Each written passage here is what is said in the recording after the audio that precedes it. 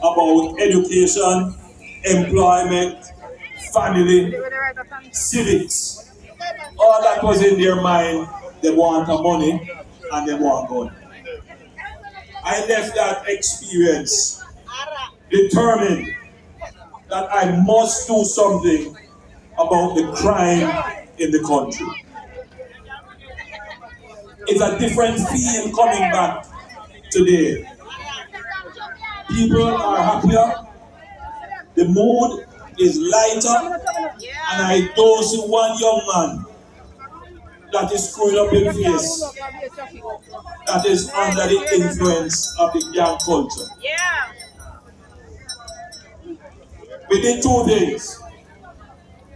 We implemented the state of public emergency and we passed special laws to create zones of special operation to have permanent sustainable security in these areas.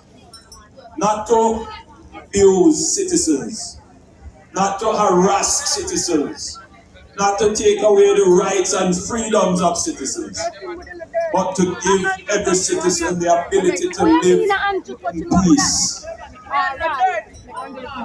I think that one of the greatest achievements of this government is the cut in the murder rate. These areas were once under siege. Today the murder rate here is cut in more than half. People can live in freedom. I ask you, how much would you pay to save your life from a criminal? The answer is you would pay any price. It is priceless.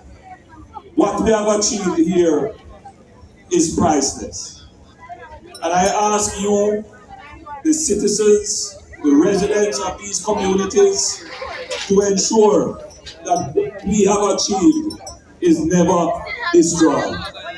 I ask you for the third term, not for my aggrandizement. I ask you for the third term not to get a title.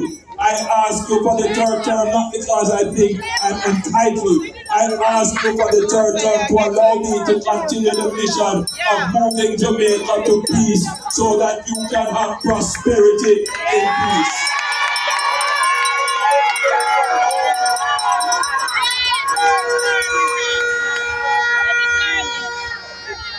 You know, you can know when you have conscientious PNP amongst you. They can argue with achievements. What they pivot to. Prime Minister, road one fix, the area one water.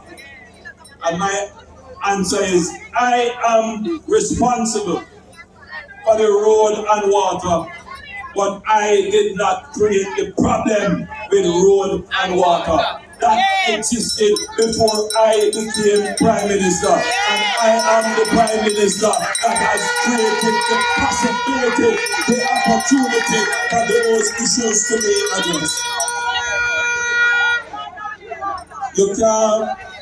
You can't fix road and water without an economy. And it is this Prime Minister that has run the country well, that has created the economy, that generates the revenues, and those revenues we are using to fix roads and water. I ask you to consider this as I close. This election is about two things. One is a promise, and the PNP will come and promise you the world.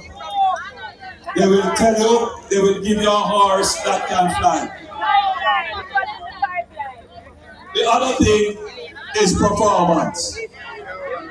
You have to determine whether you're going to vote for a promise or are you going to vote for the government that has cut unemployment from 13% to 3%, cut the national debt from 130% to 68%, has read 10 budgets in the country no new taxes. In fact, we have cut taxes. We are the ones that cut GCT from 16% to 15%. Whether or not you're going to accept the promise that was given in 2011 by former Prime Minister who said they're going to cut GCT off electricity. Which government has cut the GCT on electricity? It is this Andrew Holness led administration that has done it.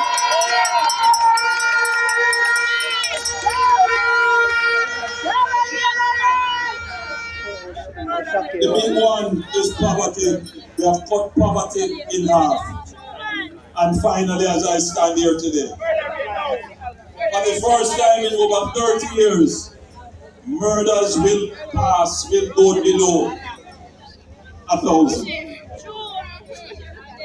Murders will go below 1,000. We are on track to be about 800 or less. It's up to us to make it less right here in this program. There are probably persons here who are trigger men. I take the opportunity to say to you, don't bother pull no more trigger. Make we deal with love and peace. In peace, all of us can flourish and grow. So the choice is clear. Accept a promise or accept